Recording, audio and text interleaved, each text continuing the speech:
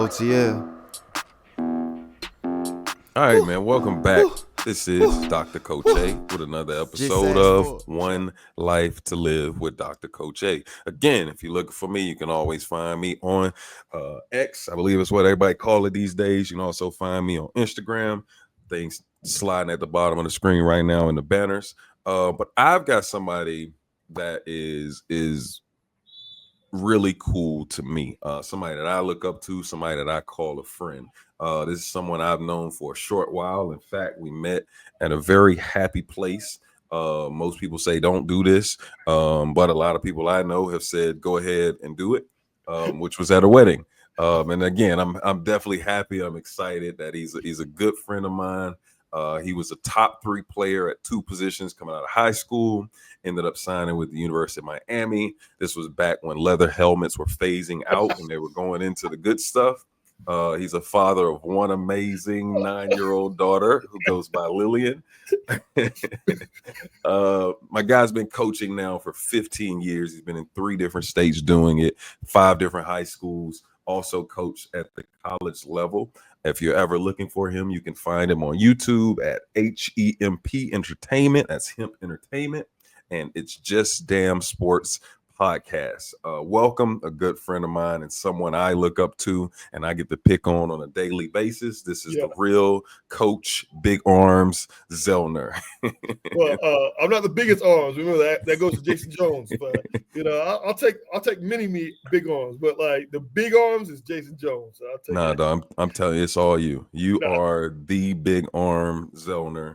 But no, I'm happy, excited to have you sit down with me and talk about I guess we would say some of the differences in Georgia high school football and Florida high school football, because you've got some experience being in both. But before we get to that, growing up, I was a big Miami fan. One of my uncles, huge Miami fan still.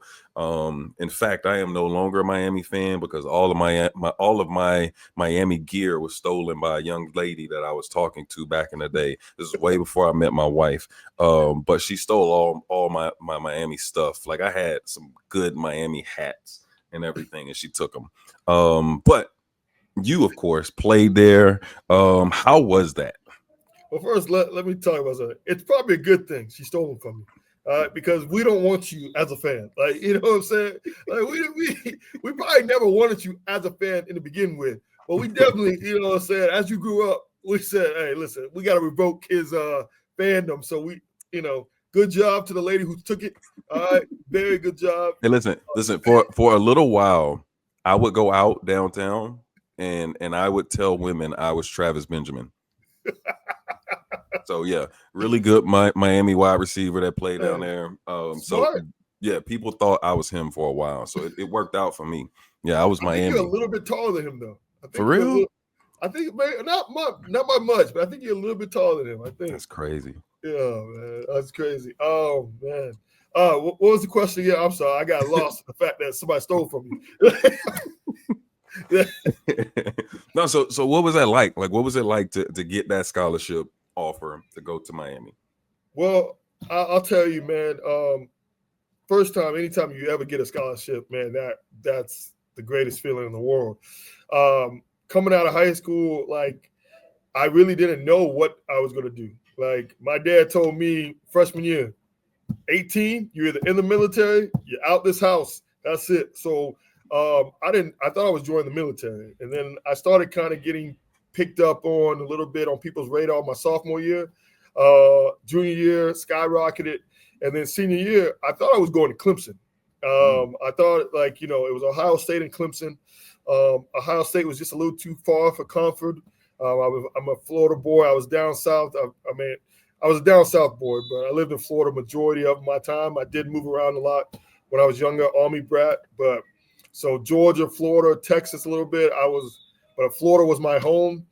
So I was like, I can go to Clemson. I'm a homebody guy. That's that homebody feel. You don't have to go out every night. Like, you could just find a chill house party to chill at if I wanted some excitement. But it felt family-ish.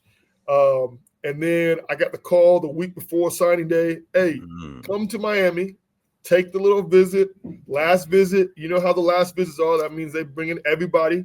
They're going to try to show you the best time because they're trying to sign everybody. So I went down there. It changed my mind of Miami. It changed my parents' mind of Miami. The people I met, the guys I met, just the players I met, everything changed, man. Like, it was just, wow. I didn't know Miami was like this. I didn't know it was a beautiful campus. I didn't know that, like, you know, there were amazing places. Because you got to remember, at the time, in the 90s and stuff like that, Miami was, all you saw on the news was like crime. So that mindset kind of like, I think I'm okay. I love Miami. Don't get me wrong. Like, those boys were the banging, hitting it. Like, you were like, man, they're the baddest people in the world. But like, I just like, is that a place I want to live? You know, right. A lot of those guys were kind of from that area. So I was like, man, I don't know. We visited, and I was like, bro, this is it. This is it, man. And it changed my mind, man. It changed my mind from Clemson. And, you know, the rest is history right there. Fell in love with Coral Gables. I get it. I did. I fell in love with it. I did. It. So was it anything like what we saw on those 30 for 30 like episodes? So was your experiences? My experience was not like everybody's. I'm not gonna lie. I wasn't a top tier player. I didn't come from like, you know, the little homes that were, you know, that needed a little extra money or needed extra cash. I just was a kind of hard worker. Did I see things like that? Yeah. I mean, like, let's be real, man. Like, why are we sitting in VIP? Like, how are we in VIP? How are sometimes our drinks are free? Now, I'm going to be real. Miami is a cold-blooded place. You win, they love you. It was like that, like they said in that video. They didn't lie about that. You got treated better than the Dolphins. Like, players, like, I'm not gonna lie, my first 2 years, we came in there, any club on South Beach, any club in the Grove, anything like that. They hear Miami, come to the front of the line.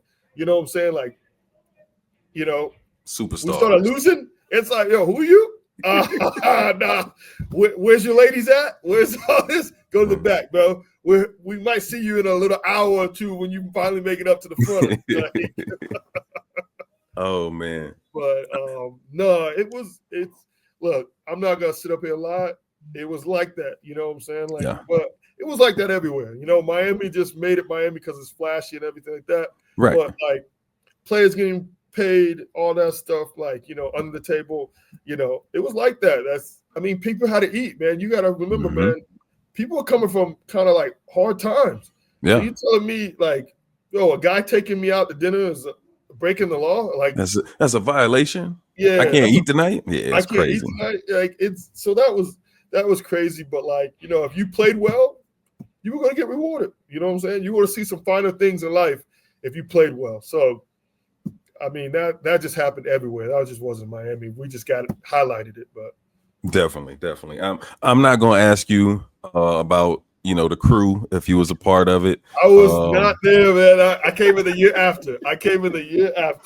But so I did stay on that floor. I didn't hear the song until like spring year. I was like, oh snap! Yeah. But that was not me. That was the year before I got there, man. Gotcha. So I talked about you coaching in 3 different states. What are the 3 states what are the other 2 states besides Georgia that you've coached in? So I've coached in Florida and Massachusetts. What was that like? So that was my first actually coaching gig. It honestly was a great experience, to be honest. It was different. Like, you know, Massachusetts, they don't have no spring ball. So you only have football. I went to a school, had a lot of tradition. Wayland High School, they still do well. They had won the state a couple years before I got there. I want to say like 2 or 3 years before I got there. So they have a tradition. They had a tradition, sorry. And it was amazing experience for me. They snowed in like October, like just snowed. Like, we're just chilling in October, like fall. And I get it, it's fall, but boom, snow one day, done. And then it was like, they were like, oh yeah, our playoffs are not like normal playoffs, like 4 weeks. It was like, we got a 2-week playoff. Or like, I was like, what? Yeah. We play one game, boom, and then it's like state championship. I was like, dang, so quick.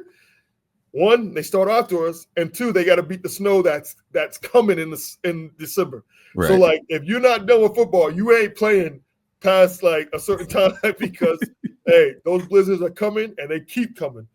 So it was definitely an experience. It was an awesome experience. The guys up there made me feel welcome. Learned a lot. I was blessed to have a coach that trusted me, saw how much of a hard worker I was, and helped me, grow as a coach, as a young man. So it was just a great experience. Dope. So, and from there, when you left there, is that when you went to Florida, or what was that transition? So I left there, and I said I wanted to try out college. Okay. So Coach Cristobal was actually at FIU. So I left. I didn't have no promise of a job, no nothing. Just kind of just said like, "Yo, I'm leaving. I got to throw my eggs in one basket." Right. So Cristobal just got the job at FIU. They did a great job. I said, you know what? I know Miami. I've been there.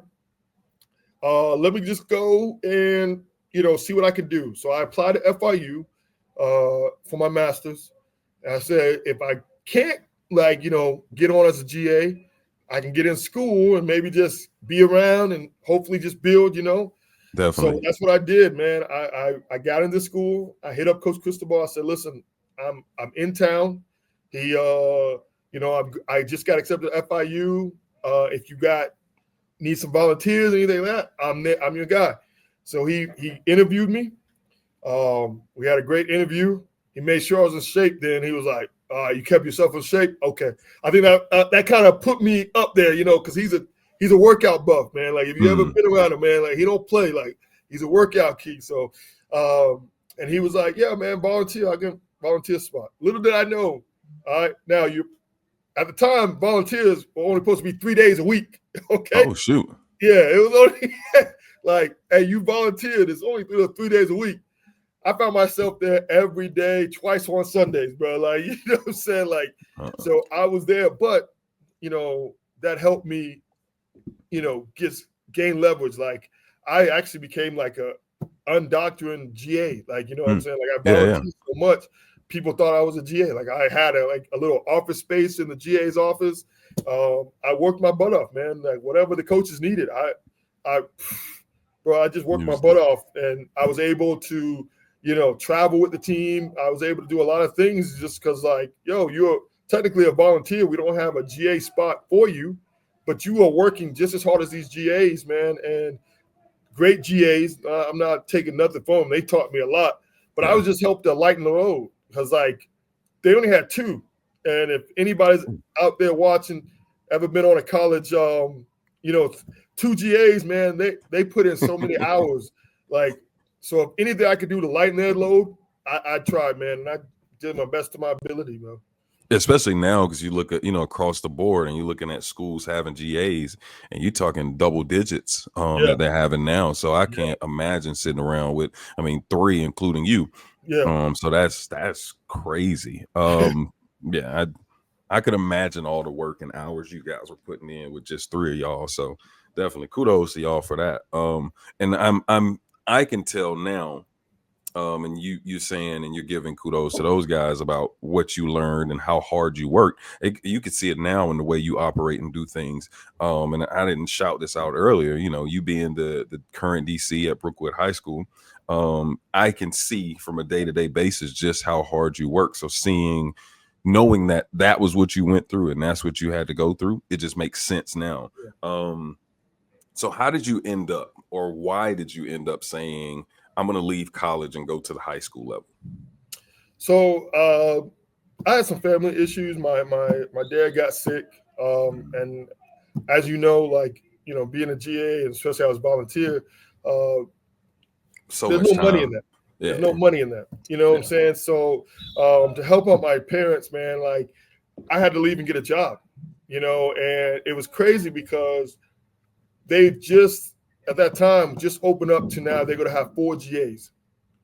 So, like, now my school would have been paid for and everything like that. But it's just like, again, that's still GA. That's not money in my pocket. Right. Yeah.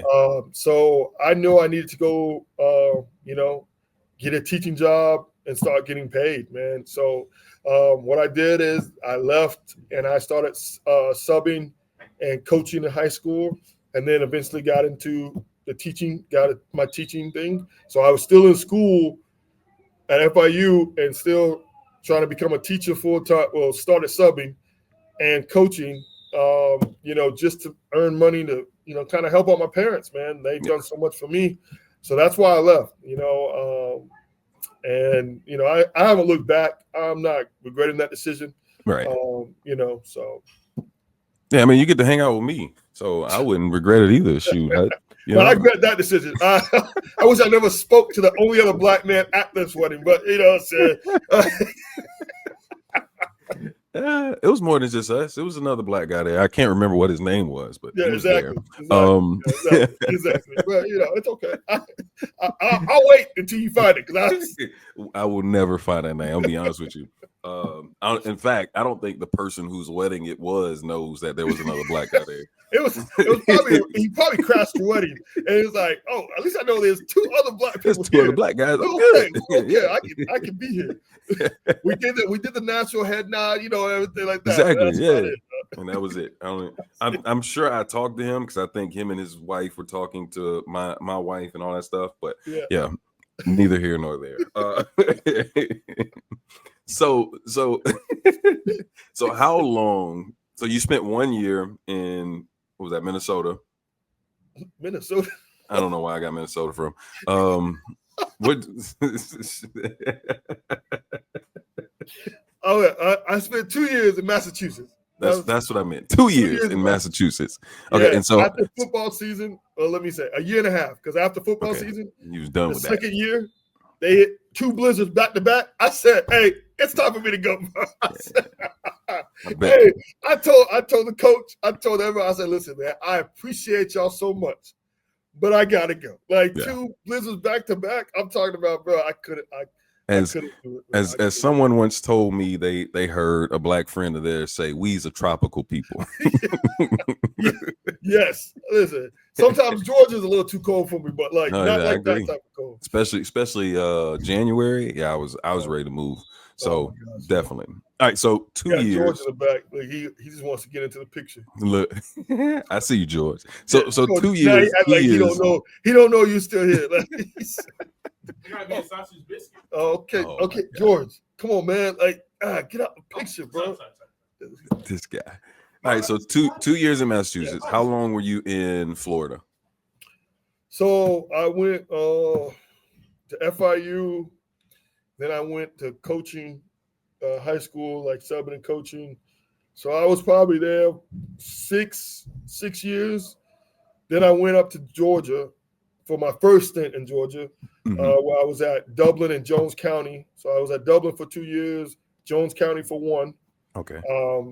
Went back to be with my daughter, and was in Florida, Miami, for about another 4.5, and then came up here and been up here since. Okay, so now we're gonna get into what I'm really dying to know about. Okay. Comparing the two. Gotcha.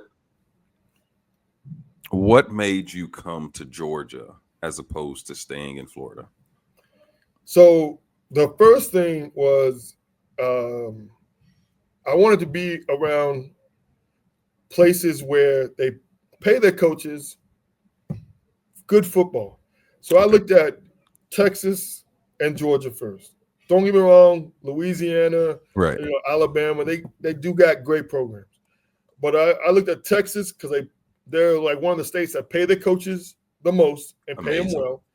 And then I looked at Georgia, another place that pay their coaches well, Right. So when I looked at those two and I've applied, I got a few offers in Texas, and then I got one good one in Georgia. And then from there, it was kind of like, all right, what's closest to my daughter? What do I got to do to get, to be certified in each of those states? And then what's closest where I'm not so far away? In Georgia, 8 hours compared to, 12, 14.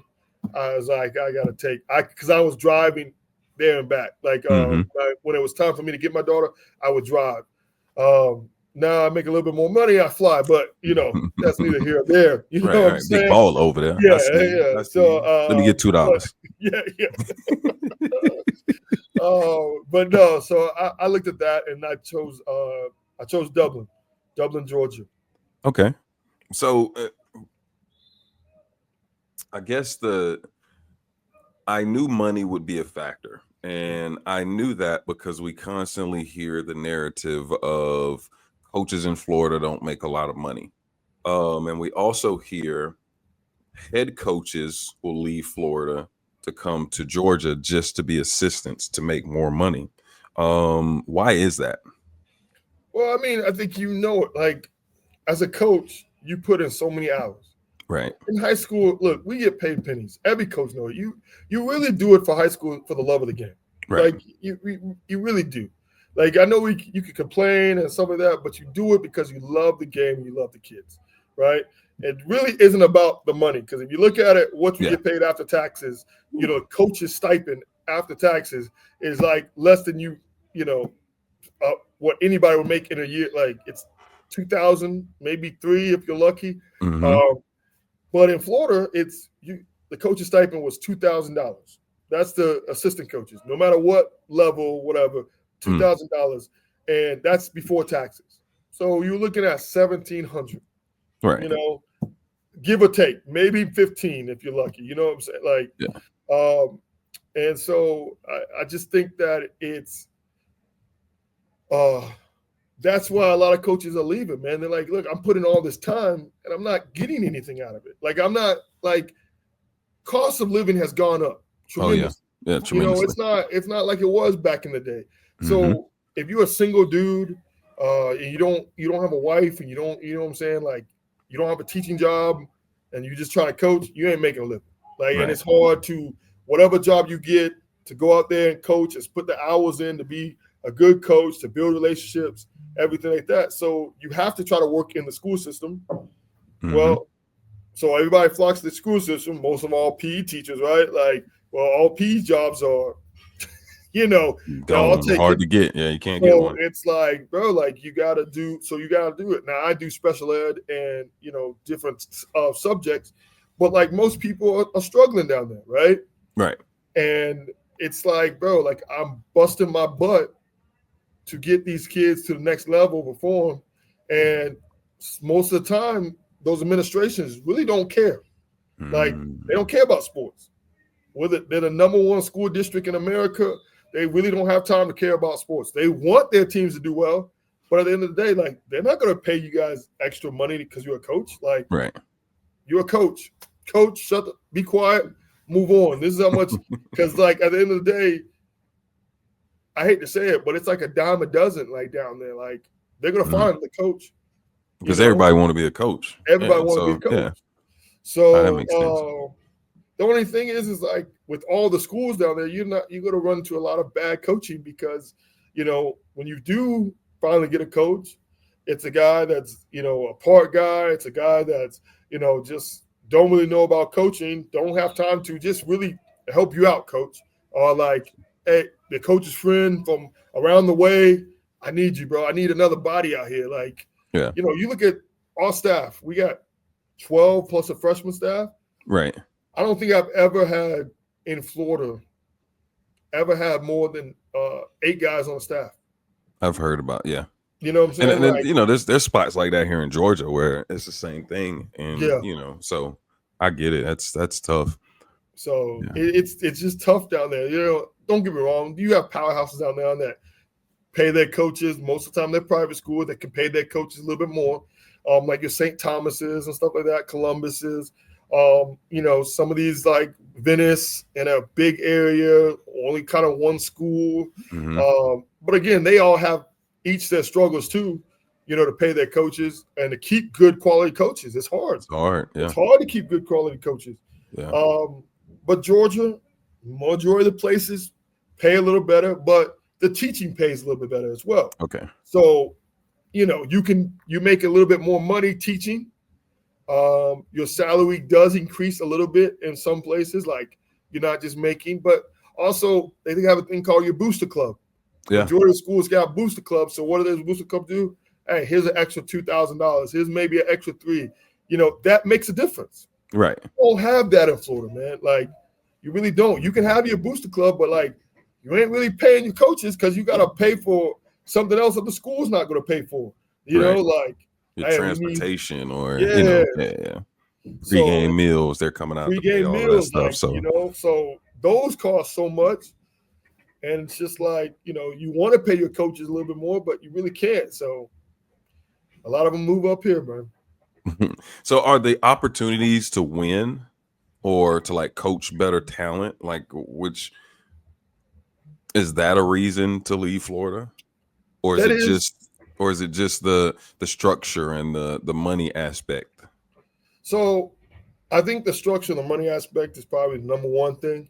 The opportunity to win, it depends on where you're at in Florida. Florida, they have their little powerhouses. You know what I'm saying? Like Centrals, the Northwesterns, and stuff like that. Everybody else, you know, how many schools are in Miami? You know, and you only got like probably 7 or 8 that are powerhouses. Everybody else is like, man, I'm trying to pick, you know, guys up and hopefully have a magical season. But the thing about Miami is, man, it's like the Wild Wild West down there. Yeah, everybody goes everywhere. Everybody goes everywhere, man. Like, I mean, I think the Joyner kid or something, I could be wrong, so I probably shouldn't say this, but let me just say this. A student that I know of that went to a school that I won't name, but he went to 4 different high schools. In 4 years? In 4 years. Oh, wow. You know what I'm saying? Great player, immense talent, had a great college, NFL, got it, but went to 4 different schools. So you can have a great year down there in Miami, and then all of a sudden you look up and all your talent is gone. You know, and it's like that even worse now, man. I'm talking about now down there. My friend who still coaches is like, bro, like, kids can leave in the school year. So now it's like, bro, he's played football for my team. He played basketball for somebody else. And now he's running track for somebody else. And it's just like, bro, you go from school to school to school. There is no loyalty, you know. And I just think it's really tough for schools to kind of really build. You know, it's like you got to keep your players and you got to keep them happy. You got to beware street agents. Don't get me wrong, that's up here in Georgia. I was about to say we see it here. Yeah, we see it here, but I don't think it's as bad. Right. Like I remember, you know, a good friend of mine coached at Lakeland High School. And he was telling me some of the things that were happening during halftime at games. He was telling me about, you know, different things that were going on with regards to not necessarily a booster club, but like funding the program. And then I had 2 cousins, Shaquem and Shaquille Griffin, who played down in Tampa. And so hearing those guys have conversations and even family members. Last summer, just short story. Last summer, I remember I was at a family reunion. We were down in Florida, and one of my cousins was talking about how ridiculous it is that his kids are playing football and tell Doc to go to bed. All right, Matt, but how ridiculous it is, like at rec football games, that there are adults standing on the side, like making bets, or you know, they're fighting after games because they won or lost a bet on the little kids' games. And you know, we don't see it to that extent, at least not around here. I'm sure it does happen in Georgia, but it's definitely a high stakes game down in Florida. Bigger consequences than it is here, in my opinion. So funny story. While I was down there, I went to Pop Warner Young, and there were so many people on the sideline. I didn't know which was a coach and which was not. You know, and so that was already a problem. I was like, what in the world? This is what they got to deal with? Yeah. I was like, I could never. I'm talking about like, you did not know who the coach was. That's how many people were on the sideline. That's how many people were talking on the sideline. Coach is trying to scream. Daddy's like, stop being other, hit him. So it's like so many voices. And it's like, bro, as a kid, how do you even play with that? Right. But then what they had to do also in Miami, you talk about kids betting, like people betting on games. Yeah. They had to change. All right, so usually if you're playing a game, little league or whatever like that, it's usually little kids first, like your 5-year-olds, 6-year-olds, whatever. They play in the morning, 8:00. Yep. And then it trickles down, 9, 10, whatever, and it goes up in age. So by like 3:00, 4:00, it's like 7th grade, The 8th older grade. kids, yeah. Yeah. Well, they were betting on these games so bad, and like kids were getting hurt, shootouts. They had to flip it. So now my little 5-year, 6-year-old playing football is not playing until Saturday at 4:00 because now it's like you can't get mad at a 5-year-old, 6-year-old. Right. You really can't get mad at no freaking 12, 13-year-old, but they were. I'm but sure. Like, ain't that those type of people aren't getting up at 8:00 in the morning now, 9:00 in the morning to come out there and gamble and to come out there and get mad over a football game. Yeah.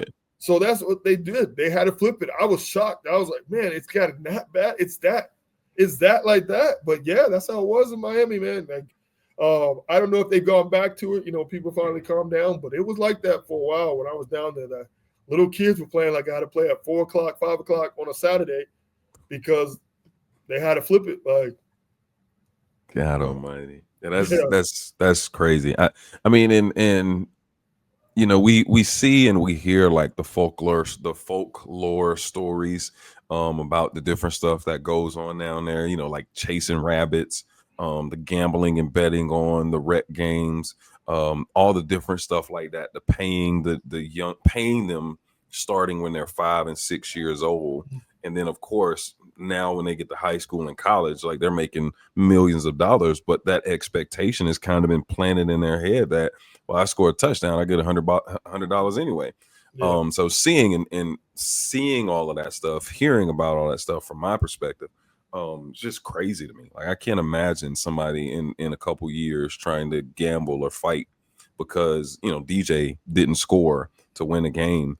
And my grandmother experienced it from my uncles. One of my uncles, or two of my uncles, were really good football players. My dad was a really good football player, but they would make bets, and my uncles would get threats and phone calls home before and after games if they didn't play well, or even if they did play well, from the other team or from other people just in the county or in the state. So I've been hearing about that and listening to those stories for all my life. So it's just crazy.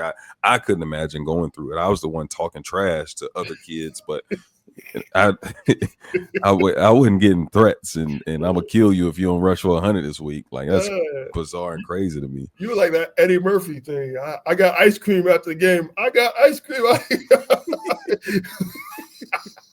Listen, dog, what you got? Nothing. Right. Like I was terrible, but I was fortunate that like my mom didn't allow me to play until I got a little bit older, because then I could understand like everything that was happening around me a little bit better. But I remember still like getting into college and social media is coming into play, and I'm sending people messages on like Facebook or Twitter when it first got started, like, hey man, I hope your mom not showing up this week.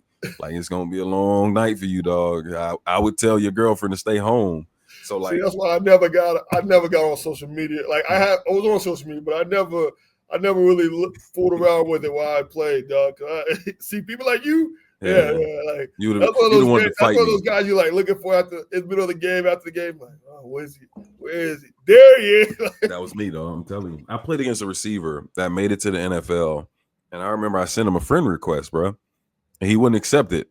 Like the whole reason I sent him a friend request was to talk trash, and this was like right when Facebook's first jumping off, so you couldn't just send them a message. Like they had to accept first. Yeah. So the whole week I'm like, hey man, this dude ain't never gonna accept my friend request. Like maybe he knows I'm gonna talk trash. So we get in the game on Saturday, and my man runs a post route, and so I'm trying to set him up so my safety can kill him. Yeah. And my safety ended up like not going for the hit and misjudged the ball. So now we both messed up. Luckily, old boy missed the ball, and I like tip it and knock it down. And so after I knock it down, I look at him and I say, yeah, I should have accepted my friend request this week. And he just kind of looked at me like, what are you talking about? And then my teammate did the same thing. He go, bro, what are you talking about? I was like, he didn't accept my friend request. That's why he didn't make that play. If he would have made that, he would have accepted my friend request. And he's looking at me like, do you want him to make the play? I was like, well, nah, but he still didn't accept my friend request. Like, I'm pissed and mad. Like, damn, that sounds stupid as hell right now. But like, social media, dog, that was terrible. He probably had so many people try to friend request. He might not even know you were even trying to friend request. I know. Because the bad part is like 2 weeks later. Yeah. No, not 2 weeks. Yeah, probably like 2 weeks later, he accepted it. So I was like, damn, I can't talk trash to him now. But so this is another story. This is one of the times my college head coach, me and him like really got into it. Yeah. He tried to get me to call and apologize for hitting this guy. Right. Same thing you just did was what I did when he called me in his office. Yeah. So they ran like a bubble.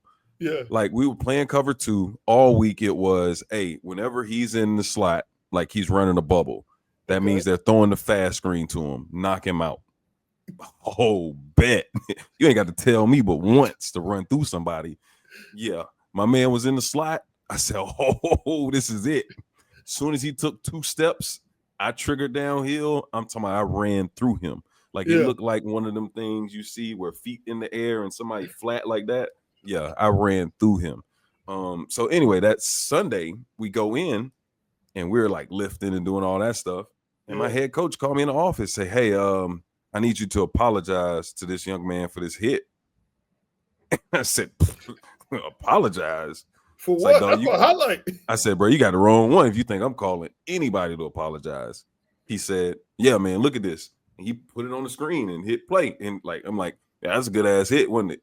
He goes, no, Devin. He was like, that is. I was like, look, all week we knew they throw bubble out of that. When he ran the bubble, I didn't care about the ball. I wanted him. Yeah. He said, well, I'm going to need you to apologize. I said, you can call the coach and you can talk to him all you want, but I ain't got nothing to say. So he sat there, he put it on speakerphone, called. I walked out the office, though. I ain't apologizing for that shit. You tripping. Wow. But yeah. Knocked his right. Man. See, now that probably now is a penalty. Right? Yeah, it would have been. Like play like that now is a penalty. I remember when they started showing the new penalties or whatever like that, like defensive or whatever like that. And I remember they showed up like, that's not a penalty. And they were like, yes, that's a penalty now. I said, what? Like that's a clean hit. What is that become now? But that's a penalty now. So yeah, I agree with you. I wouldn't apologize either. No, like bro, that's going my first thing on my highlight. Like you trying to talk about he apologized? That's a clean hit. Yeah, nah, get out of here with that. But you talking about everybody? You know, one of them clips where like you look at the sideline and you see everybody's feet come off the ground at the same time. It was one of them. Like, no, I'm not apologizing. No. Heck no. You didn't do anything wrong. No, and it's almost like he didn't know me. To expect me, of all people, to call somebody and apologize, I ain't gonna call my mama and apologize about $2 I took from her back in the day. No, that's not an apology for happening. I took the $2. I don't remember why, but I did. Nope. I'm not gonna apologize to my mama. I'm not even apologizing to my mom, dude. What's I'm apologizing? I don't even know this dude. Yeah. But he made it to the league. He played in the league for I want to say like 6 or 7 years. Played in Green Bay. He was a really, really good receiver. He was probably one of the only receivers that I had a lot of respect for.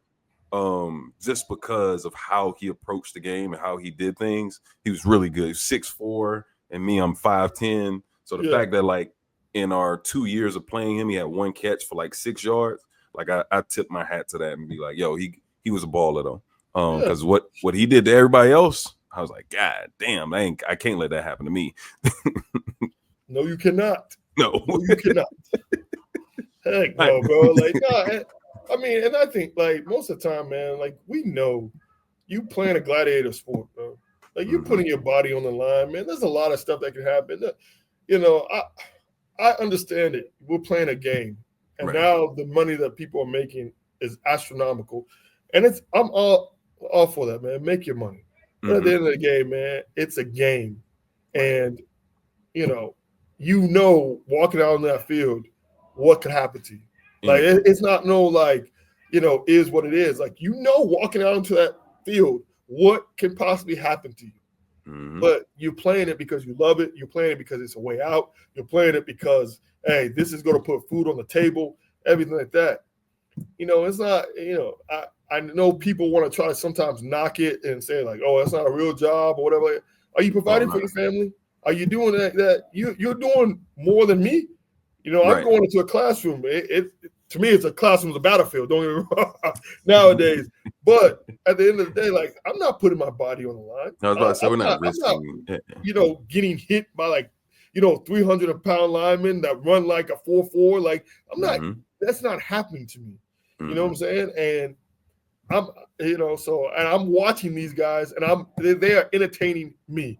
So at the end of the day, man, like, nah, bro, like, get paid. I'm glad, if he works hard and does it, that's awesome, man. To make it in the league that long, not many people can do it. Right. You know what I'm saying? Not many people can make it past training camp. I couldn't even make it to training camp. Got cut right before, But it's hard out there. So, hey, you didn't have to apologize, because I guarantee you he got hit harder than, after you. He got probably hit before you. So Mhm. it is what it is. I don't get the whole apologize thing. Maybe the coach he saw felt- something. He I felt don't bad. know. I don't know. Yeah, I can't explain it. That wasn't who I was. Yeah. That wasn't who I was. So, but no, let's jump back into Florida, Georgia. So administration, and you talked about it earlier. How supportive was administration in Florida, and then how supportive comparing it to Georgia? So I want to be fair. Okay. Right. It's different at every place. Mm-hmm. Okay. Let me just start off by saying that. But if you go to a place where your football team ain't nothing, most of the time your administration don't really care about your football team. Right. Now, I've been at places up here where, football's been average, or I've seen football's been average, and administration still cares for them. Mm-hmm. So I can say that administration probably up here, because football in majority of the area, majority of the state, is almost like Texas. It's like law. It's like king, yeah. Yeah. So administration, you have to like, somebody in administration have to like football. Mm-hmm. Somebody in administration, whether they want to say it out loud or not, is going to support what football can do, is going to do, and everything. Down there in Miami, unless you have a head coach that they know that, they might know, coming to that school, they will look at you like, oh, okay, football is just a sport. Like, it's not that big. Like, the thing about Miami, there's so much things to do. There's so many different avenues, right? Like, you have so much stuff to do after school, the beach, like jobs, all this stuff, making money, hustle, right? And it's Right. like that, you can hustle and all that, but like administration have to worry so much more about, half the time your population don't know how to speak English. I'm not trying to be mean about it, but I'm being real. They got to worry about that. They got to worry about drugs. They got to worry about gangs. They saying the same thing, but it's like a little bit different down there, because honestly and truthfully, like, you got so many schools, you got different kids coming in, different kids leaving. You got to worry about so much other stuff. You don't really have time to worry about what a football team needs. You know what I'm saying? Yeah. You look at, like, there's some beautiful places down in Miami now, and everything is like, I've talked to some of the teachers down there. It's like, as a principal, the Friday night game is kind of like your crate to decompress and escape. It's not even really like, you don't go to the game to be like, oh my God, like, chill on the team. You really go to the game to be like, whew, yeah, I made it through the week. You know what I'm saying? Like, I made it through the week. And if your team is not one of the highlighted teams, you might be doing that on a Wednesday night or Thursday night or Thursday afternoon at your place. You know what I'm saying? So, like, you got Friday night offs. Like, it's like that. Like, we had a game on Wednesday. We had a game on Thursday afternoon, like a varsity game. We had a game, like, Wednesday night because hey, the stadium being used is for the big boy. Like we got two top players, teams playing. You're not a top team. We know we got to share this. You're playing. You know what I'm saying? And it got so bad. Bus driving, like transportation, and everything got so expensive that they were like, "Listen, you smaller schools or non-football schools, call it what it is. Right. You guys have to play on the afternoon at y'all school, like, cause y'all don't have lights, but y'all have a practice field. You play on that. You line it up yourself. You play on that. Call it a day. Like, cause we got refs that they got to go to your game, and then hey, by 5:30 they got to hit the road and they be got to at go game at 7:30. Yeah. You know what I'm saying? Like, they don't have refs. They don't have they just don't have the manpower for such a big school system because they don't pay enough, bro. And the cost of living is so freaking high. Like, you got to do stuff because you love it. Right. Like, the refs up here get paid, I think, more than the refs down in Florida. You know what I'm saying? Like, and we still have a ref shortage up here. Yeah. So it's like, if you have it up here, best believe you have it in Florida. Yeah. And to circle back, I kind of lost with the administration.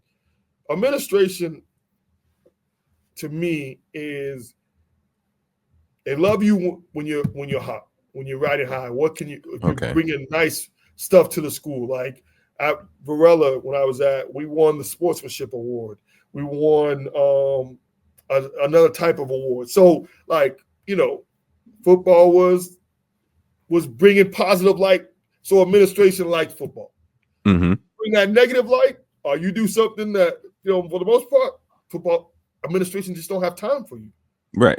They just don't have time for you. Here, I would say administration, we got 13 principals. We got assistant principals, one head, they got time. Somebody got time for Somebody got some time. Yeah. Somebody got some time. And you'll know which ones like you. yes. And they help you. You know what I'm saying? Like, who to go to, who can help. So I would just say administration is a little different because there's more tradition up here. There's more stuff up here, and cost of living and all that stuff. Like, they know. You know what I'm saying? They know. And you can find most of them at the Georgia game on a Saturday.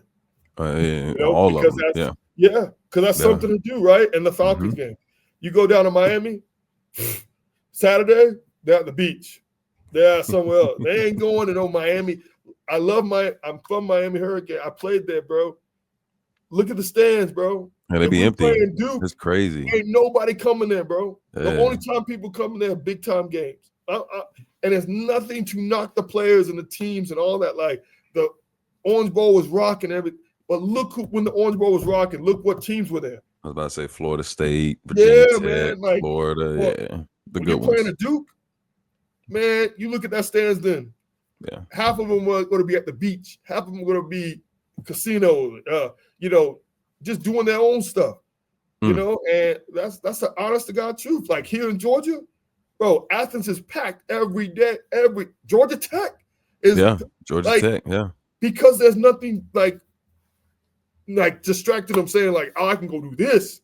There's nothing else to do. I'm going to go to the game. Like, that's what I'm going to go to. So, and that's something I'm gonna speak with like Findlay about, because Findlay played Lowndes High School, really small town where like everything shuts down on Friday just because of high school football. Like, you're like, why is the restaurant closed? The owner's at the game. Okay, find somewhere else to eat. Well, why is this restaurant closed? They're at the game too. Well, let me just go to the game until it's over, and then I can get something to eat. Like, get something to eat. I've experienced that like one time. I've seen an atmosphere that one time. Mm-hmm. But I can tell you honestly and truthfully, that never happened when I was at Miami. Like, ain't nobody shutting down. Ain't nobody. Miami's always live, bro. It's always running. It just is what it is, man. Like, So yeah, I can see that. All right, so like resources or athletes, because essentially I feel like that's what it comes down to when you look at the situation between Georgia and Florida. Georgia's got a ton of resources and everything is set up.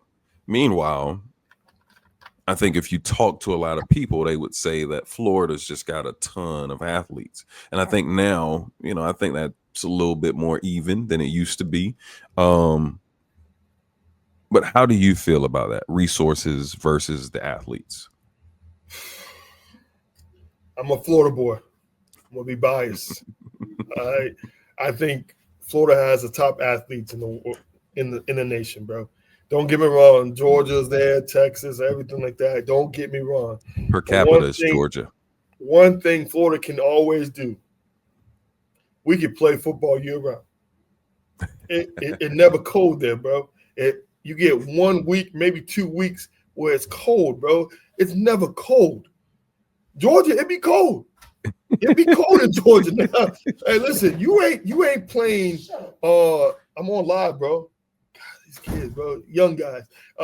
But yeah, man, like honestly, so listen, Georgia and Florida, great athletes.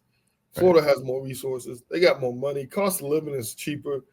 A lot more people want to spend money on the program, boosters and everything like that. I mean, I don't care who you are. Like, if you can afford TVs on the sideline, that's the majority of schools we play. Right, in Georgia, yeah. That doesn't happen in Florida, man. That doesn't happen at majority of schools in Florida. You know what I'm saying? So I can honestly say that, like, look, man, Georgia has resources. Georgia probably is getting up there in athletes, but I still think, man, you go down to Florida. Per capita, Georgia's better. You just keep throwing out per capita. Man, you can keep throwing that out all you want. But I can tell you, bro, like, Florida, if you want to say that, I'll say this. Florida kids are more hungrier. And that's what I was going to next. Florida kids are more hungry because majority of them know I gotta do this to get out of where I come from. I gotta get out for where I come from. So a good friend of mine who coached at Lakeland for a while. He was there with like the Pouncey twins and all of that. So he's seen some really good talent. Yeah. One day we were having a conversation. I said, yo, what's the difference? What's the difference between Georgia and Florida? He goes, well, he said, if we're talking athlete for athlete, it's the same. If we're talking hunger, that's where the difference is. He said, if I go to any spot in Florida, he said, that kid is looking at football as his way out. This is all I got. So all my eggs are in this basket, which means I'm going to do everything anybody ever tells me to do with regards to playing football because this is all I got. There is no plan B. There is no lean on mom, call dad for anything. This is what I'm going to use to make it out. He was like, meanwhile, in Georgia, it's the case for some kids, but it's not the case for a majority of the kids. Majority of the kids in Georgia play football just because I like football. I'm actually good at it. Kids in Florida play football because I got to get out of here, and this is my ticket. I got a little better one for you, man. I got a little better one. Here's another one. Florida kids don't ask why because they have a why. You know what I'm saying? They have a why. I got to get out. I got to do that. So they take any bad coaching you got, and they're just going to do whatever you tell them. Like, I've honestly seen some of the D-lines that have gone to North Carolina, Houston, top score, and their D-line coach, all he said was, go hit a bitch. Go hit a bitch. That's what he's screaming on the sideline. Go hit a bitch. Run. Do that. Not giving him any direction. Yeah. Up here, you got kids that's going to say, hey man, block down. We got to block squeeze. Down, dude. Why? Like, so they want to know why. Now, some of them are challenging you just to challenge you. Just to see if some you of know. them are actually trying to figure out, wait, coach, I want to know why. If I block down, why am I blocking down on this guy? Why? Mm-hmm. What is the difference? Why?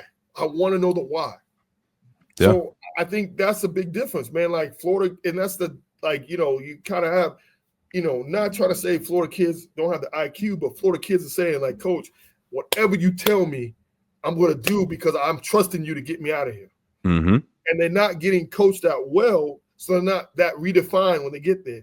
Whereas you have Georgia kids, going on all these 7-on-7s, doing all this, Oh, doing yeah. all that. Like, so they're hitting multiple different coaches, so which is a problem in itself. We can get to at a later time. But they're going to ask the questions like, why? Why Yeah. am I taking a 3-step drop? Why am I taking a 5-step drop? Why am I reading that corner? Why am I Mhm. doing this? And you, as a coach, better be on your game and tell them exactly why they got to do that.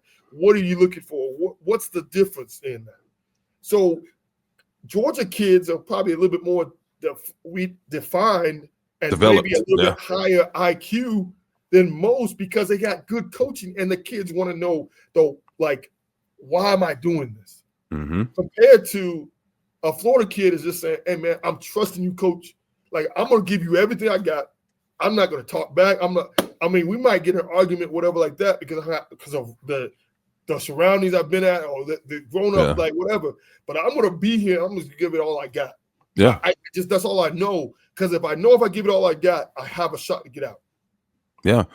And that's what that's it. Like, you know what I'm saying? They have not saying Georgia kids don't have a why, but like Florida kids have a why, and they don't really ask the question of why I'm doing this. They're going to trust you as a coach to say, look, watch the pulling guard, hit it left. You know what I'm saying? Yeah.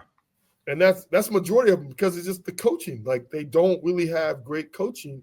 And it is just the truth, man. It really is the truth, man. They just don't really have that great of coaching, bro. No, and I was told that. So was it last year or 2 years ago? I think it was 2 years ago. I went to a clinic somewhere and I was talking to a receiver coach, and he said, if I get a Georgia kid, he's ready to play right now.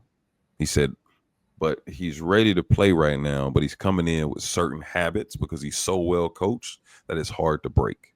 He said, meanwhile, I go get a Florida kid and everything is so raw. I get to build them up and mold them into exactly what I want them to be. So that's why I pick a Florida receiver over a Georgia receiver. And I was like, damn, bro, that kind of hurt, but it makes so much sense. Yep.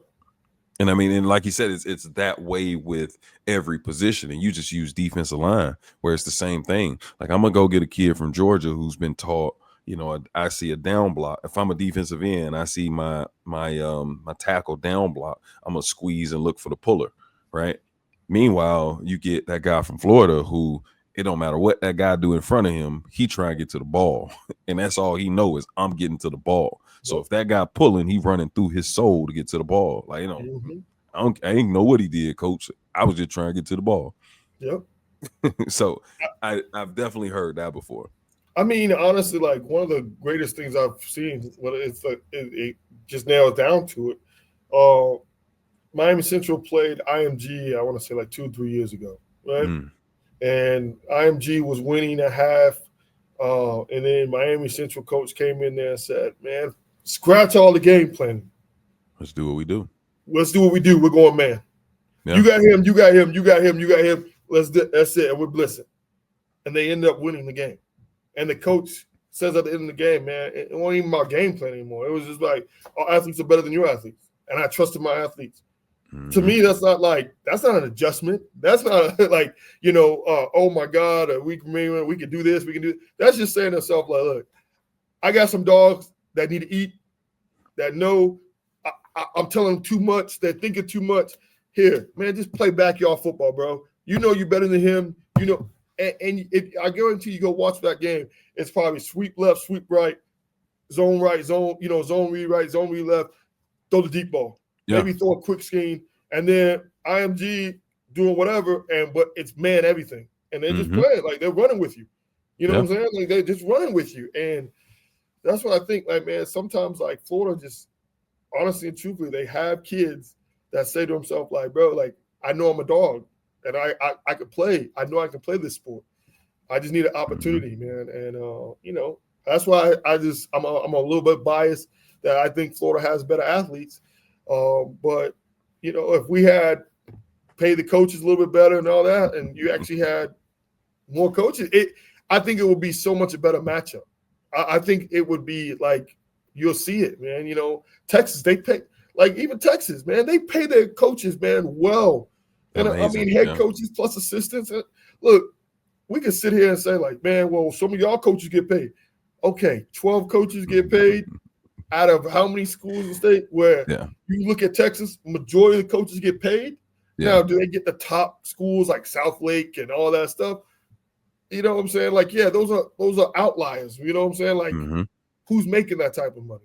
Right. People like us, are we getting the top paying job in Georgia? Are we getting the top paying job in Texas? Probably not. But we are getting the top paying job in Florida. Yeah. Why? Because we dominate.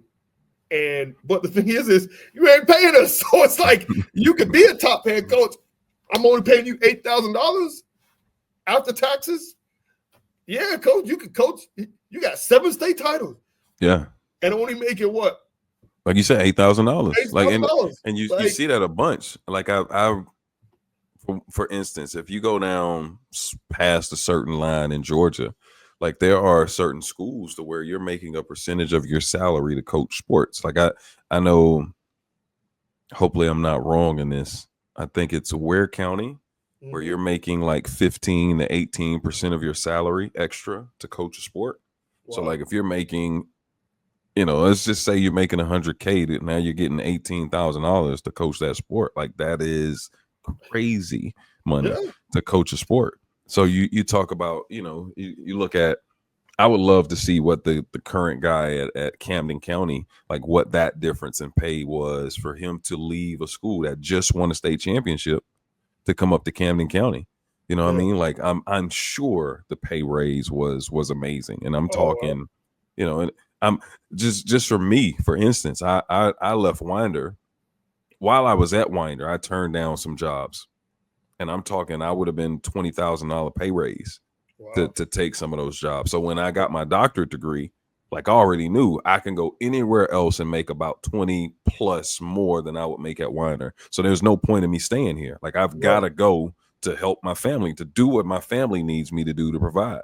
So it became a very easy decision. So when you see those coaches in Florida leave Florida making $2,000, $5,000 as a head coach to come to Georgia to make $5,000 just as a stipend, plus your teaching salary just went up by $20,000 or whatever it may be. And if you have a good booster club, you're making some extra ones, right? You know what I'm saying? Like you do some things, you make the playoffs, all of a sudden you maybe get a little extra bonus. Like, bro, you do some things, you get. I had to coach 3 sports in Florida just to feel like I'm making money. And I still didn't feel like I made any money because cost of living was so high. Like I'm coaching 3 sports just to keep the lights on, coach. You know what I'm saying? Like, so I totally agree with you on that. Like it's tough, man. Like, you know what I'm saying? Like, I mean, think about it. A guy at Central, guys like, they jump to college because it's like, bro, like I've won 5 state championships and I'm barely getting paid. So I might as well take a GA spot or a player personnel spot and then work my way up for 2 years. Work your way up, bro. Like, I mean, you're not making the money, to do everything. So, I mean, it's tough, man. It really is. And it's like, so I feel for the guys in Florida, but it's like they love it. Like you got to have coaches that love it. You got to have it like, you just love to coach. Prime example, man. I was in Florida and I applied for a head coaching job. And I'm not gonna lie to you, man. I'm like, bro, like I know for a fact that the coach that was there before me, okay, the 2 coaches that was there before me were getting, they thing called 8 periods, right? So you coach all 8 periods. It's kind of like the extended day here, whatever, but you get supplements past 6. All right, so it's like 7th period, you get a supplement, 8th period, you get a supplement. So pretty much $6,000. So be a head coach, you get $12,000, right? I mean, that's your teacher salary. So you get $12,000 plus on top of your teacher salary, and then you could talk about being a football coach with $5,000. Right. So I went there. I know for a fact the 2 coaches before me. And they got 7 period. Did they teach 7 period? No, but they got 7 period on the books, right? So I sat there and I listened to their spiel, and I brought up money. I said, okay, well, let's talk about money. Well, you have $6,000 or whatever like that. I was like, cool, all right. but teaching thing, like how, well, we only, you'll have 6 periods, but like you only teach like 4 or 3, so you can walk the building or something like that. I said, so what about stipend, like a 6 period, 7 period stipend? Like, you know what I'm saying? Like, can I get that? Right. Well, we want you to we want you to have time to go meet with coaches and walk the building, like you just said. So you couldn't do that with 7 straight periods. Now I know I've already talked to the previous coaches. I already know their schedule. Like I know that they got 7 periods and they didn't have no periods. Like I know how this works. Yeah. So I'm like, okay. I say, and then they go, well, coach, if you want, you could be a coach for something else. Like we could put you on the books for basketball. We could put you on the thing for that. Nah. I'm a head coach for football. Mm-mm. I got time to go be a basketball coach. I got time to go be a flag football coach. I got time to go be that. That's what you're gonna put me on? Well, come on, man. Like any head football coach, no, your job is year round. Right. Like, yes, you can go help out, a practice or 2, but I'm not getting on the bus with them and going to a game with them. I'm not doing that. Like, I got college coaches this afternoon. I'm supposed to go run a practice? Come on, man. Like, don't play me for that, like, sucker role. Like, you know what I'm saying? But you're doing that because it's like, oh, we think he's a young coach. It's his first year. Get him in. Yeah. We can get him in and all this. No, man. Like, you're going to pay me for what I'm worth. I know I'm worth at least 6 periods. Like, you don't want to give me 7, I'm at least 6 periods. Yeah. And the funny thing is, like, bro, even if you gave me 6 classes, I don't have 1 free, I still make it work because you were giving me gym classes. Come on, man. Like, let's be real. Mm-hmm. And if you do stuff like that, coaches are saying to themselves, like, come on, man. Like, the 2 previous coaches have 7 periods. Like, I know this. I know this is a thing that we can make happen. So why are we walking around it? Yeah. Why are we walking around it? Why are we doing that? You know what I'm saying? If this wasn't a thing, I can understand. But I know it's a thing. Like, let's not do this. And what I'm saying, like, when you do stuff like that, it leaves bad taste in people's mouth. Yeah. You already had a rebuild program. Like, I already know this place is rebuild because the previous coach had a hard time. You had to let him go. You didn't want to let him go, but he had a hard time. So what happens when you lose a coach? You lose players. Lose players, yeah. So you got to get a new coach in there, and you can say whatever you want. Oh, well, he's young. Well, you didn't give me a chance. But you're not going to cost of living in Miami is this high. I'm barely surviving. And you talking about you want to go to pay me a regular teacher salary plus a little $5,000 for a head coach and do all the responsibilities as a head coach? That's crazy. Come on, bro. Like, get these kids into college, do all this, do all this, do all this, do all this, do all this. And anything that bad happens falls on you. But I'm not getting paid for it? Like, when I know you can give me an extra 12 on top, right? It's just little things like that. Like, give me my money. Yeah, it's like, come on, bro. Like, sometimes, like, as coaches, we know our worth, right? And you got to know your worth, and you got to go after it. So definitely, that was definitely me. I was like, yeah, I can't keep doing this.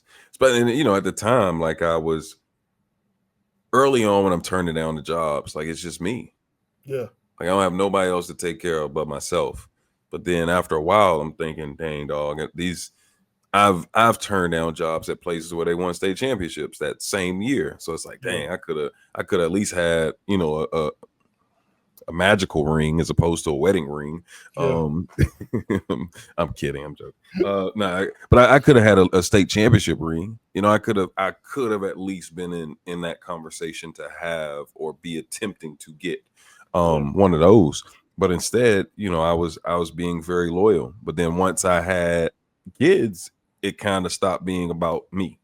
Yeah. It was, I got to start making money, and I can't keep turning down that amount of money, like that big of a pay raise, to stay somewhere and not be winning.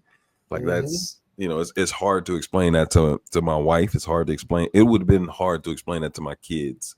Dad, I thought I could get a motorcycle. Like, my bad, bro. I know it was $120, but couldn't push it this time. So no, I definitely get it.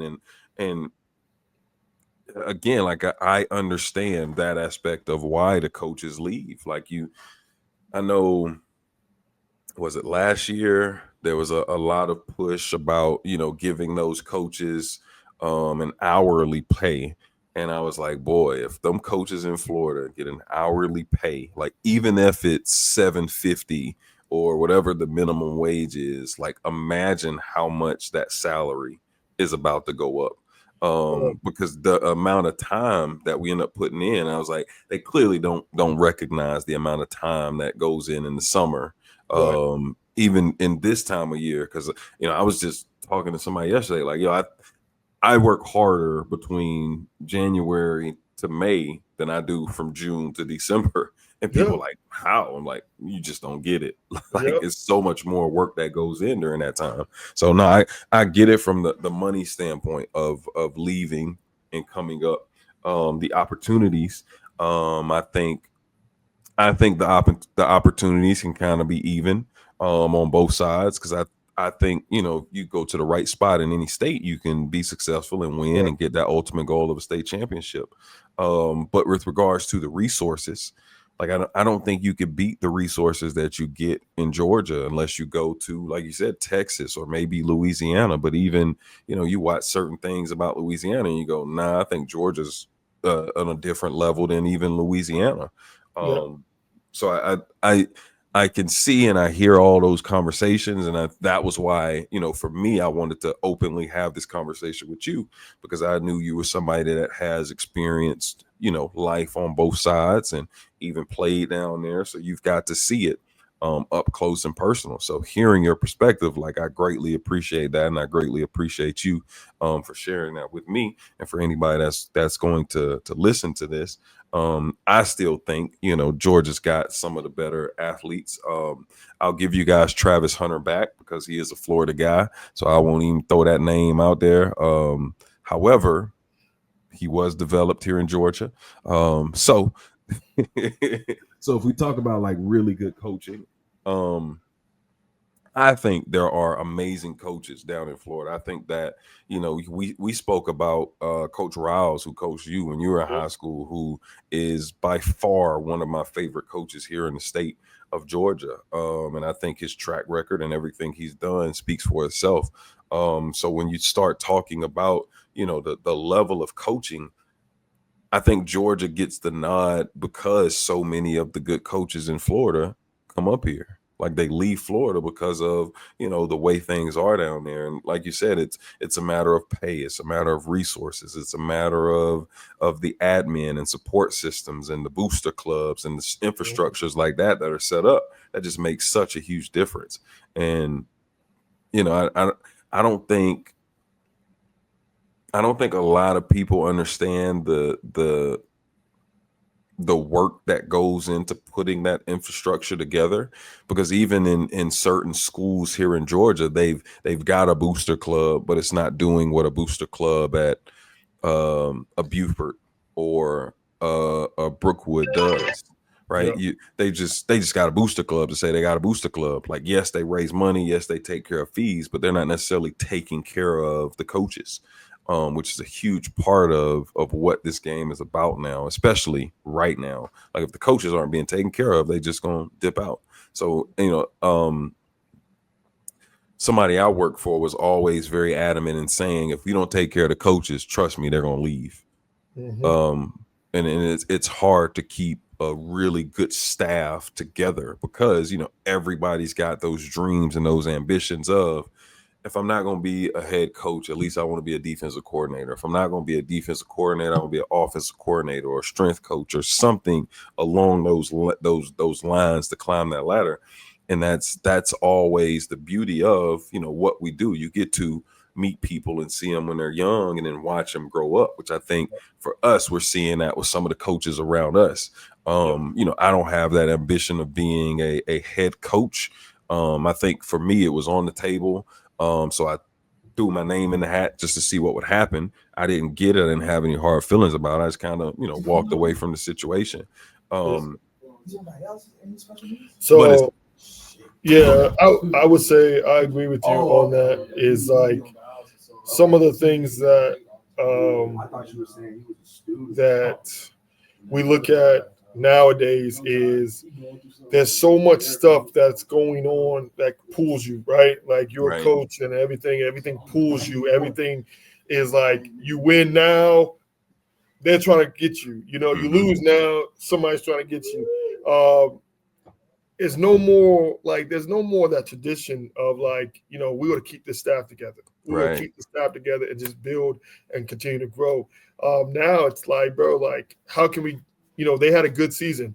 Let's pull some Scott, let's pull somebody from them. Let's pull somebody from them. Let's get their DC. Let's get their OC. Let's make them more head coach and go from there. Yeah. I think like myself, I knew I wasn't ready to be a head coach when sometimes it was offered when I was younger. I go back from that, you know, older version of like, you know, waiting your time, waiting for that moment. I think that there are nowadays like some coaches are too young and they go and get positions and they don't do well. And now they got that stigma of like, oh, wait, like, you know, and then maybe doubt might creep in or that you see them jump around to a lot of places. Some might get lucky. You land in the right spot, right time, because I think that's true too. Like, yeah, win a state championship, like everything just has to go right for you. Like it's a long season. And to win a state championship, man, things have to go right. In any championship, things have to go your way. The ball is going to have to bounce your way one time or another, maybe 2 to 3 times in the season for you to win it all. Like you can be as dominant as you want. There's going to be a hard game in there that somehow, some way, miss kick, block field goal, a fumble at the right time, a drop pass when the guy's wide open for an end zone catch. You just happen to get lost in the defense and you get it open and catch it. Like there's some luck that happens. And I think, you know, a lot of times it's like now it's so many people are like, what can I do now? What can I do now? What can I do now? What can I do now?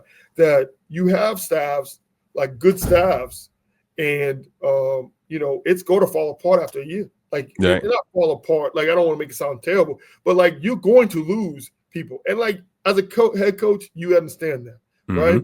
But it's tough because it's like, bro, I'm losing a great coach in this guy. And now I got to start over. I'm hoping to get another great coach. But if I don't, the difference in Georgia is you can do most of the time get another great coach. The difference in Florida is you're going to get another late coach, like somebody who's not. And then you got to teach them how you work. You got to teach them the system. You got to teach them how to grind. You got to teach them how to be a good coach. You got to teach them how to be a teacher. Coaching is now like more teaching than it is coaching. Like back in the day, they could just yell at you, whatever like that. You're going to do what they say. Now it's like you got so many different types of learning disabilities, so many different types of personalities, kids, everything like that. You got to be a great teacher. So you get 4 kids together, four guys together in Miami, right? You guys have a decent season. All of a sudden, again, cost of living. Coach, I can't coach no more. You lose a guy. You know what I'm saying? Like, does something dumb, you lose him. Well, now you got to get 3 more coaches, right? You got to train them your way. You got to hope that they get it. You got to stay on top of them. You can get burned out very quickly in Florida compared to Georgia. And I'm not saying that in all places in Georgia because it's not. But for the most part, you send an application in Georgia, you know what I'm saying? Like, it is what it is. Like, it is. Like, you got good coaches, good quality coaches, people that have been there. And that's just, you know, something you got to look at, you know. Definitely. I like the burnout thing. That is so, man, it's one of the things that's not spoken on enough. I know we hear it a lot with regards to teaching. In fact, one of my friends who I did my doctorate degree with, that was what his dissertation was on, teacher burnout. So seeing hearing you mention that, it's also the same thing with coaches. Like at one point in time, I remember saying, dog, I'm gonna just go coach middle school ball. Like I know you don't have to put this much like work and effort and time in to be successful at the middle school level. Like if I could teach them guys how to block, how to tackle, how to run, how to catch, I think we'll be okay. Now let me ask you something. See, this is what people say that. But the question is, you've been coaching for now, you're going to be able to turn your brain off to just be able to just be okay with saying this. Like until you get burned out, you're not. You're going to still be that coach of like, hey, man, okay, we got this. I know we can get this. Let me add this. So you're going to find yourself keep putting that time in, dog. Like, yes, you are, man. When Not me. teach it, you don't think so? No, not me. Okay. Especially not at that time. Like at Yeah. that, well, I say that. I say not me right now. At that time, maybe. I say for me right now, I'm so KISS method where I try to keep everything so simple to where it can relate to so many different things. Like even with what we're doing right now and scheming up stuff, right? Like I told you a couple weeks ago, like I give my kids 3 things. Mm-hmm. And with those 3 things, you choose which one works best for you. I can't be mad as long as you're doing one of the 3 things I just coached you to do to execute what we're trying to do. Right. So if I approach the middle school level with that same thought process of I'm going to keep it very simple. We're going to run 8 offensive plays based on what the high school is doing. We're going to run the very base defense based on what the high school is doing. I don't feel like I would get frustrated or as frustrated as I would with high school kids. Well, let me say this. I'll change frustration to your kids are getting it.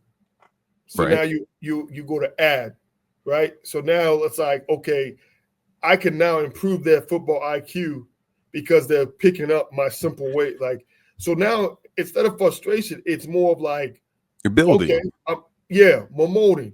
And I feel like that's what I'm more getting at. Not the frustration part, because I think in middle school, they're still going to be kids. Like, you know what I'm saying? Like, you got to deal with Billy over there punching Tommy, you know what I'm saying? Like, that's, hey, knock it off over there. You know what I'm saying? Like, but I feel like the person you are, simple as you teach it, like you were to get like your Curtises, and I'm just throwing random names out there. Jamal's out there like, coach, man, I'm picking this up.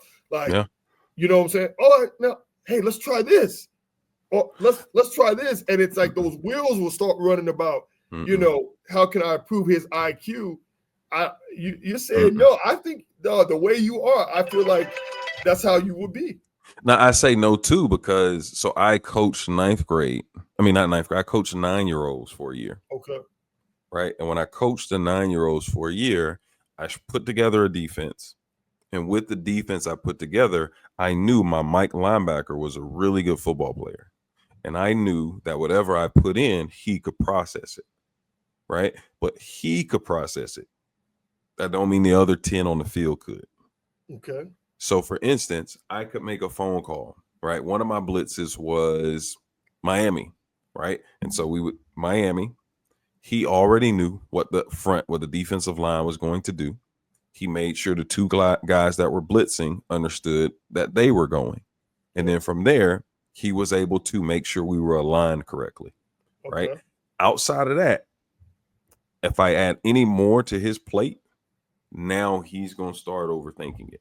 So I was never at a part where I was like, okay, he gets it. Let me give them more. It was like, this is what we do, right? These are our blitzes that we run. This is how we're going to line up, point blank, period. If we see this guy moves. If we see this guy moves. Kept it very Manila, right? So I've always been, if my kids know where they're supposed to be, at least they can get there. Now, what they do when they get there is between them and God. I got but I at least know my part of that assignment is done. Right. There are some people that'll go in and, like you said, all right, I know we could do this. Now let's put this on top of it. They were 9 years old. There was nothing else for me to put on top of it.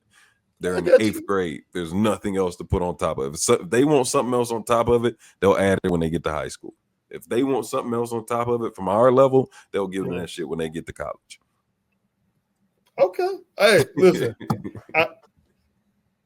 I feel like you're lying a little bit, Doc. I feel like you're such a good coach, bro. I feel like, dog, like you start seeing something, your wheels will start turning a little bit. Like, oh man, no, Jamal over there can get this. I'm like, hey, Jamal, look, when that corner does, when that receiver does this, hey, try this. Like, but hey, I'm gonna trust you because I'm telling you. I'm gonna trust you.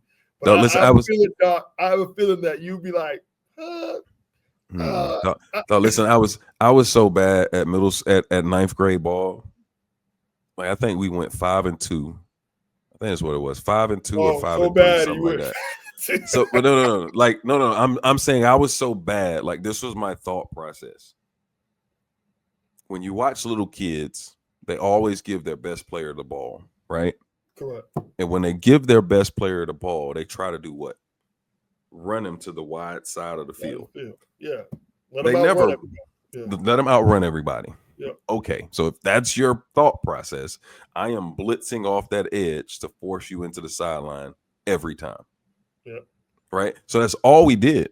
So it wasn't anything special about anything we did. It was simply, if you think he's your best player, I'm going to try to force him to run to a place where you're not comfortable having him run.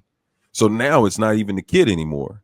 It's you who's frustrated on the sideline because he not doing what he was able to do last week. Meanwhile, my kids already know this. Sideline's right there. We're blitzing off that edge. As long as he don't get around me as the edge guy, I'm okay. So my kids would understand that. And then I was very fortunate to have some really good 9-year-old football players that understood everything I put in, and they were physical, they played fast, and they wanted to tackle people. So it made everything else easy. The games we lost, we couldn't stop people from catching the ball. So it's out of my hands. Okay. Hey, listen. I believe you, Doc. I would have to see it with my own eyes. That's all I'm saying, Doc. I still got film. I'll pull the film up. I believe I have to see it with my own eyes because that's just, and honestly, truthfully, Coach, that's just because of how much I respect you. I know how much of a tremendous coach you are. That Appreciate I have one of my homeboys who just got burned out. He does training now, and I'm watching him train, and I'm talking about he's still attention to detail. He's still like, hey, we're gonna still do this. We're gonna still, and so I know that fire is still there. Like it doesn't just fall off. Like it can be, and I get what you're saying about like, hey, I'm gonna make sure they know these 3 things and everything. But I just find it hard to believe that fire. You're a coach, man. That fire is going to be there. Now, if you burned out, you burned out. But I don't think you're burned out. I don't think you're burned out. I just know you're a tremendous coach. And see, to you, it might be simple. And that's what I think. I think to you, when you say that stuff, it's, hey, man, it's simple. Like this is this. But I guarantee you. To the kid, it's not simple. Not. I understand that. I get that. So here's what I'm saying is, though, as somebody watching you teach, I guarantee you, to them, it's like, oh, that boy still got fire, bro. That boy is still definitely. Yeah. Because we've seen now when we talk about burnt out coaches, and we talk about coaches that kind of like, kind of a little bit of how you're talking, not what you're saying, but a little bit of how you're talking. They're the coaches that checked out. Like, oh, 5:30, I'm going home. Like this. Nah.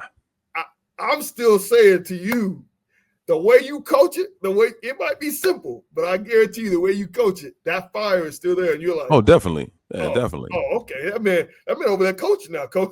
Yeah. Now you're going to get my best when I'm out there, but I'm gonna keep it so simple to where, again, it's going to apply to so many different things that we see that, like, once the kids start doing it, it's like, oh, coach, I get it.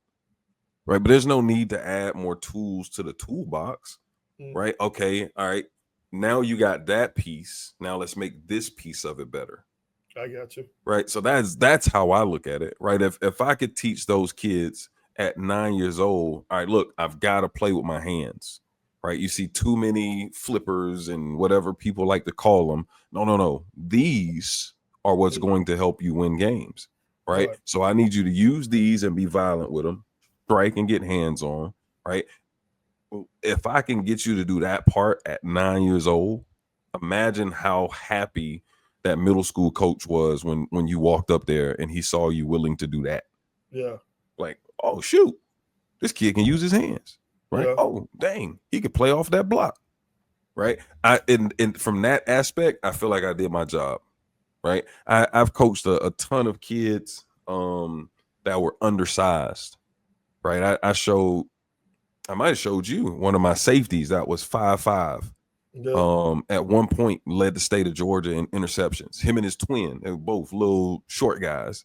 I don't want to say midgets, but they were very short. But they both of them 7 interceptions and 6 interceptions, like 1 and 2 in the state of Georgia, like in 5A football or whatever we were playing that year. Yeah. Like if I can get them little guys to believe, like, hey man, I know I'm not 6 foot, I know I'm not 6'2", I know I'm not a Division I guy. Right. If I can coach those guys up to believe in everything and work that technique, come on, man. Like it just becomes, it's simple. Yeah. When them guys start saying, oh, yeah, coach, it's simple. I got it. I'm gonna work you. Yeah. Yeah, I'm gonna make you work. You gonna understand, hey, it's gonna take a lot to get to that. But once you figure it out, man, the game slow down, it become easy.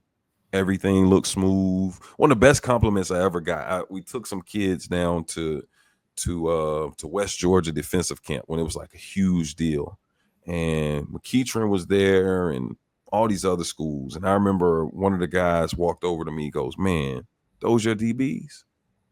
And I said, "Well, they not mine, but yeah, I coach them. Like I ain't give birth to these little jokers, but you know." He goes, "Man, they smooth. They real smooth." He was like, footwork, everything. It looks good. Yeah. Bro, when he told me that, I was just like, oh, like that was like the biggest like pat on the back I felt like I could get, because you know, coaches don't always compliment each other. And I feel like that's a part of, you know, a thing that when I see somebody coaching some shit up, I'm like, yo, that dude, yeah, he doing a hell of a job. Right. But because you see so many bad coaches, you see so much bad technique to where it's like, ugh. You know, so when you finally see something good, you salute that. So, but no, I'm big on, yeah, man, I'm gonna keep it simple. Yeah. If I can keep it simple, you can play fast. I get what you're saying, Coach. I do. I just, you know, in my mind, and when I see it and everything, it's just like when I see you coach and talk to players like that, it's simple to you, but to the eye watching. To the eye watch it, it's not simple, and you coaching your ass off. So that's all I'm saying. Like, you know, hey, listen, you got it down to a science, so it's simple to you, right? Everything is it. But I'm telling you, man, the way it looks like I'm intense. The optics don't look like what you making it sound to look. That's all I'm saying. But I get what you're saying. I took 100%. Oh man. Well, look. First of all, once again, bro, I appreciate you joining me. Again, One Life to Live podcast. Tell everybody where they can find you at. Oh man, at Zona Coach. You can find me at Zona Coach on X, and at Chris_Zona88 on Instagram. You can see it at the bottom there. I do a podcast. We haven't done it in a minute, but we do It's Just Damn Sports by Hemp Entertainment. You can find that on YouTube. If we ever start back up again, make sure I get One Life to Live up there, Dr. A on the bill, or Dr. Coach, however he wants to say it. But I just want to say thank you guys so much for having me, man. Thank you, Doc, for having me, man. Like I said, man, it's been an honor to really, truly grow a friend from meeting at a wedding, like you said, like only Black people there, and you know, to now work with you, to pick your brain and everything like that, man, to watch you as a father, as a husband. It's just been honestly a truly, truly pleasure. I learn, I'm inspired all the time by you, and I'm looking forward to just as many years as we can work together. So thank you so much for having me, man, and anytime you want me back, man, I'll be happy to. Oh, definitely, man. Like I said, I appreciate you, bro. Always love all that stuff you just said, man. Same to you. Great father, great friend. Congrats. May 6th is coming very soon. I wish I could be there, but of course I've got to try to fill your shoes. So what I'm gonna do that night is I'm gonna wear one of your pullovers and say, "Hey guys, Coach Zellner couldn't be here, so I try to be as big as him." But clearly, as you can see, this ain't working. I appreciate that. I'll try to get you one. I just steal one out your locker. I know there's one in there.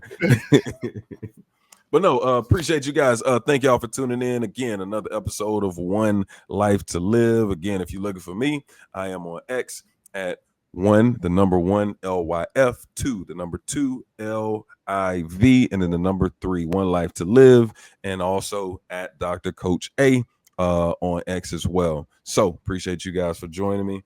Signing out.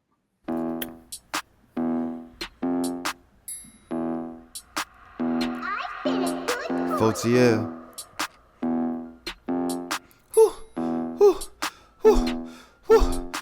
Just ask for trap.